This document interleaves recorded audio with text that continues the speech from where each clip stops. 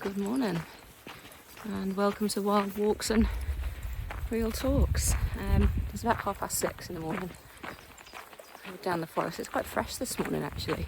I didn't expect it. I got kind of rosy cheeks. Fortunately I put an extra layer in because I didn't think I was going to need it.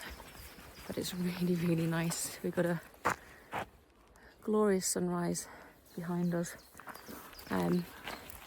Lots of pollen in the air, lots of those tiny little like flying fairy type things that keep making my nose tickle. Lots of pheasants out, making a bit of a racket, but it is rather stunning.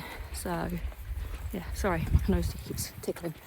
So today I wanted to talk to you about paddle out protests. So this time next week, on Saturday the 17th of May, Surfers Against Sewage have a national paddle out protest.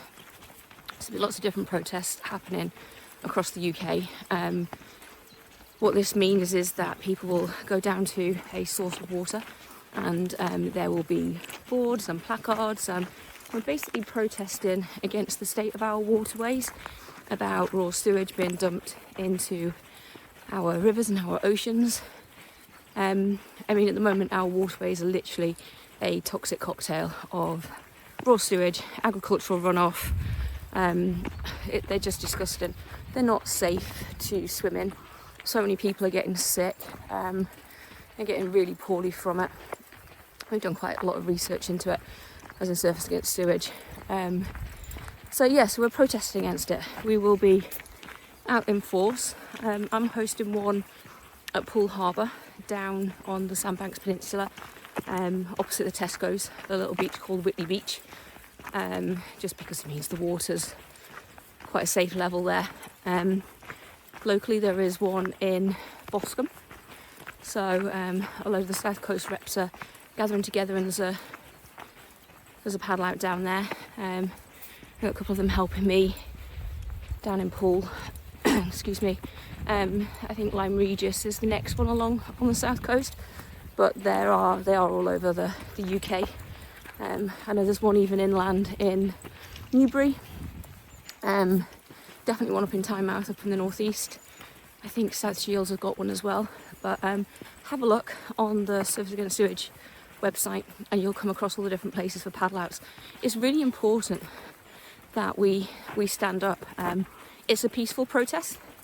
It's just us putting our foot down and saying that we're not going to take any more crap, pun intended, from the water companies, that they need to be held accountable, that the 590,000 plus spills they had last year aren't good enough, that our bill's going up. Anyone else's bill's gone up? Yep, thought so. Our bill's going up and their shareholders getting record dividends payouts. It's not good enough. Us, the customers, shouldn't be paying for their mess ups, but then neither should the environment. We shouldn't be having raw sewage spills in this day and age. They need to invest in infrastructure, and they need to get back on track. And this is our way of holding it to account, holding Ofwat to account, and telling them how we feel. And together we're really powerful. So if we all kind of get behind this, we're super powerful and it has an impact. So don't feel like you're one person can't make a change, because it really can. I'd invite you all to get out there. You don't have to go into the water. You can protest from the beach or from the areas in front of it.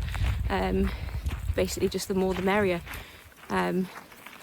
It's about remembering what our waters mean to us, how much of an impact it has on people, how much it helps people with their mental health and builds community. So much community is built around our water. I know the northeast, Tynemouth, Whitley Bay, has an amazing community up there. Swanage, been working with them quite a lot over the last year or so. They have a fabulous community of people, swimmers, dippers, walkers, just so many different users that come together and that use the water as kind of a way to reconnect to the earth, to the oceans, to their community, to themselves. So yeah, let's all just get together and get behind it. So next Saturday, I think Boscombe and Poole are the same time. They're both at 10 o'clock in the morning. Come down, join us, get behind us, and get your placards made. There is an event tomorrow in Bournemouth at Tosh, I think it is.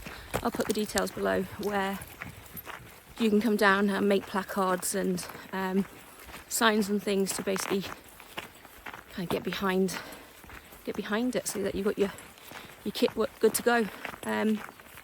So yeah, please support. Surfers Against Sewage is such an amazing charity. It's a grassroots ocean conservation charity, and they do so much work.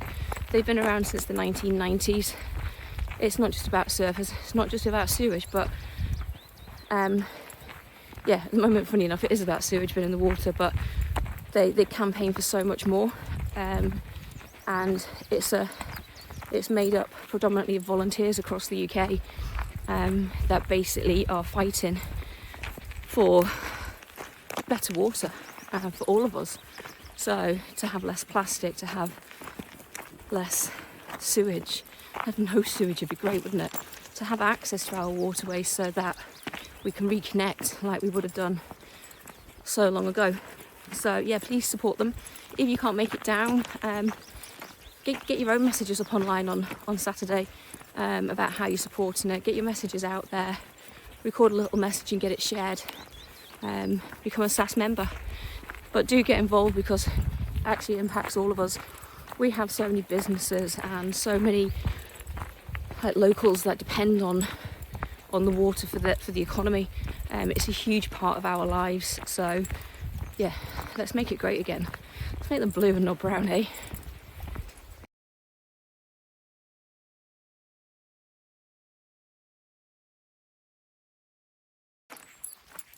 So I purposely called these videos Wild Walks and Real Talks.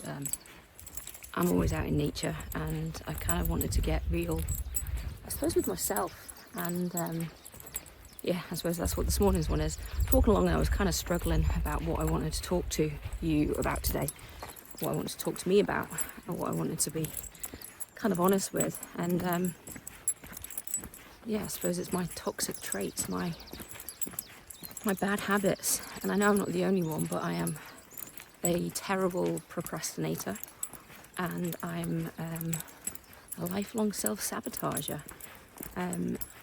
I'm great at getting things to a point and then completely freaking out and yeah, stopping it. It's just not, it's not good. It literally makes me feel sick talking about it now. So Wild Ways and Lazy Days and my Soul Sister Sanctuary is something that I'm so passionate about. It's a way to bring everything that I love all into one place, and I've been wanting to do it for so long. I've started it in the background over a year ago.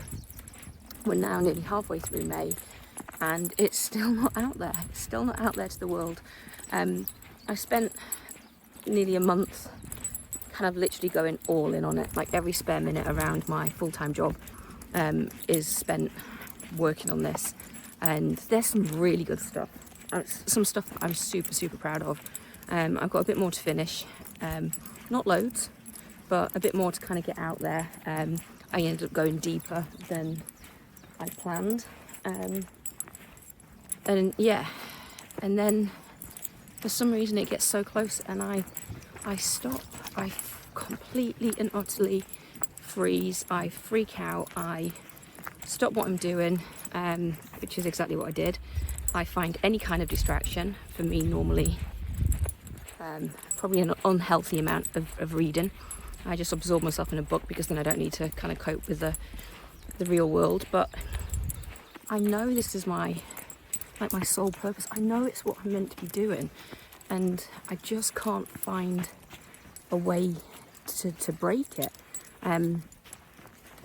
But I want to. So 3.5 weeks ago, I started doing like a PT session with someone, and I'm not normally one to stick with a program. So I started it, and I've just been posting onto my Instagram story just to let everyone know that. That's wrong actually, not to let everyone know. for me to prove that I've done it, and I've tagged the company that it's with as a form of accountability. So I'm just sat down on the bench. So yeah, so I kind of did that, and I can't get this right now. And that's one way. That's one way that I'm kind of trying to hold myself accountable. But with the other stuff, I kind of ghost the world. I kind of ghost myself. I dread text messages coming in. I dread WhatsApp messages coming in. I just kind of ostrich and hide my head and don't do anything with it. And I know that there's so much good in it. I know that it's what I want to do. I know it's what I need to do. I know it'll be super successful, but for some reason I just cannot. It's really hard to get your work out into the world. And I know I'm not the only person that feels like that. And yeah, if you're watching this as a video for answers, it's really not. It's me kind of pouring my heart out to myself and saying, why are you like this? Why do you do this to yourself? Why can't you? What are you so scared of? Don't know. I'm more scared of it. Am I scared of it failing? I don't actually even care what people think about it, because I know that I've enjoyed doing it. I've enjoyed creating it. I've enjoyed putting it all together. So I genuinely don't know why I don't want it out there. But this is me trying to hold myself to account. Today's Saturday and I have a day with not much else planned in. I'm currently sat at the bench and I've been buzzed by mozzies. They are everywhere. Little midges. I don't think we're going to stay here very long. But I think what I'm going to do is I'm going to go home and I'm going to sit out in the garden and I'm going to try and put it all together. I'm going to try and finish what I started. I'm going to get my social media posts out there and I'm going to gradually unravel myself and come back into the world of the living, rather than hiding. Like I said, I know I'm not the only person to do it, but at 46 years old, I really want to break that cycle. I really want to get past the point of hiding and not finishing what I've started. So yeah, how else do you get to be real? And that's what these videos were. They were a way of me being accountable to me. So if anyone watches it, then that's great, but that's not the purpose of the video. The purpose is for me. So I don't think I'll be able to stay here. There's far too many midges. Sorry. So yeah. So if anyone else does watch this, thank you. Please comment below. Let me know how you get over your procrastination and your self-sabotage, or what your habits are, and maybe we can find a way through it together. I'm really hoping that through the Soul Sister Sanctuary, that's exactly what it is. We get to share our gifts and we all have different strengths and weaknesses, and abundance and sustainability. I'm kind of all over self-sabotaging and yeah, I'm all over that as well. But sorry, I'm literally getting troughed. I'm going to try this again in a minute.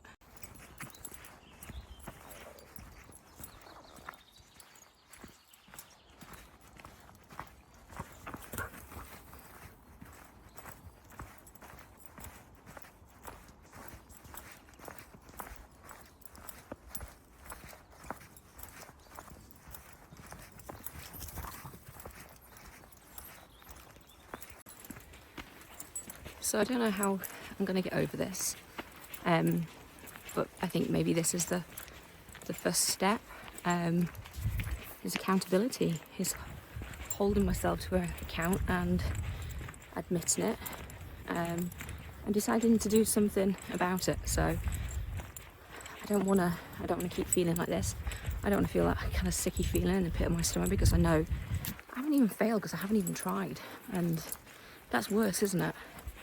So yeah, this is me holding myself to account. So I'm going to get home, I'm going to get everything together. I'd hope to get Soul Sister Sanctuary together for spring. We're now halfway through May and closer to summer than spring. So I'm gonna set myself the goal that it will be launched by the 1st of June, as in good to go. I'm gonna have a 2-week build up, as in getting it out there with the doors opening on the 1st of June. So I'm gonna work towards that. I'm gonna go home today. I'm gonna finish my content. I'm gonna start and create my summer content, and I'm gonna enjoy it. And I'm going to just get it out there, because the only way I'm going to get over this is by physically doing it. So and this helps. I mean, being somewhere like this and kind of like a dear diary in it to the camera kind of helps. It helps with the shame and the regret and the embarrassment and all those human feelings that we have. And I'm an optimistic person. I'm quite a happy person, and I suppose it's just knowing that we all have these inner demons, and it's what we do with them. It's how we deal with them, and that we actually deal with them. And I'm 47, it's something I've always done, and I don't want to do it anymore. I don't want to keep rinse and repeating the same mistakes. So yeah, so here we go. I actually feel better for talking. I've kind of formulated a plan in my head, and yeah, let's watch this space and see where we're at next weekend.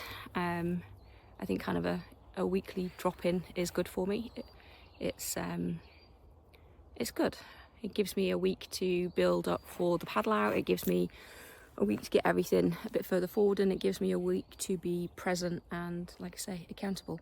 So thank you for being part of this journey. Like I say, I know people aren't really watching this, but it's for me, and if anyone does and can relate, then yeah, thank you very much. Have a wonderful weekend. Enjoy the sunshine. Enjoy this glorious spring weather. We have a Talisker there, the little Z look. I'm going to go down to my favourite part. I'll share some bits in this as well, but I'm going to go down and have my coffee where hopefully there aren't loads of little biting flies and mozzies, and I'm going to enjoy the rest of the forest now that I feel lighter, now that I've lightened my load and shared my what seems to me like a heavy burden. I know it's not for many people, but it's all relative, isn't it? It is to me. So yeah, thanks for being on the journey. You don't want to see Tally have a wee. And we'll speak again soon. Take care.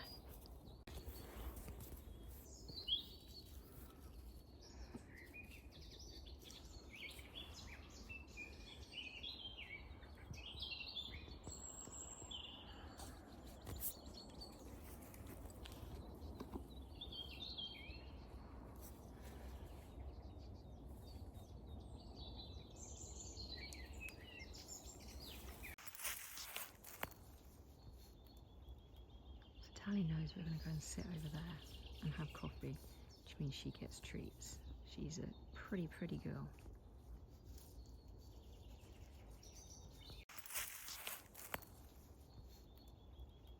So Tally knows we're going to go and sit over there and have coffee, which means she gets treats. She's a pretty girl.